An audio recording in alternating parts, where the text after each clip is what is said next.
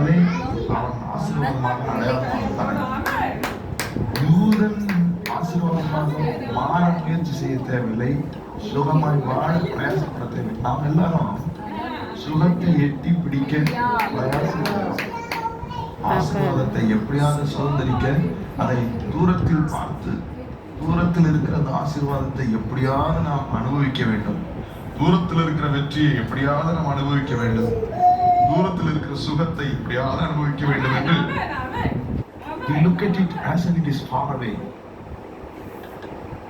ஆனால் அந்த யூதன், அவனுக்கு நான் யூதன் என்றாலே சுகமாய் வாழுகிறவன், யூதன் என்றாலே வெற்றி வாழ்க்கை வாழுகிறவன், யூதன் என்றாலே அவன் எப்பொழுதுமே அடையாளமாக அற்புதமாக வைத்திருக்கிறான் கர்த்தர், நான் இப்படித்தான் இருப்பேன் என்று புரிந்து கொண்டிருக்கிறான். பிரியமானவர்களே, இன்றைக்கு நாம் ஒன்றை புரிந்து கொள்ள வேண்டும். யூதனை விட கிறிஸ்துவானவர் உங்களுக்குள், உங்கள் மேல் மகிமை நம்பிக்கையால் நம்மை அவருக்குள் வைத்திருக்கிறார் என்பதை நாம் புரிந்துக்கிறோம்.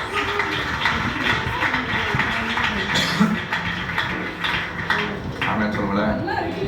இந்த கிறிஸ்துவுக்குள் நான் பிழைத்திருக்கிறேன், அசைகிறேன், இருக்கிறேன். யோசித்து பாருங்க, கிறிஸ்துவுக்குள் என்ன அர்த்தம்?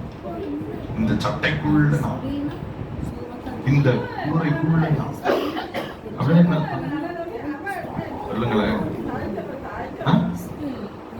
கிறிஸ்துவுக்குள். இந்த ஆங்கிலத்தில் ரொம்ப பவுல் ஒரு ஜெபம் நிறைவேற்றுகிறார். கொலோசியர்ஸ் சாப்டர் 2, கொலோசியர் 2ஆம் அதிகாரத்துல ஜெபம்.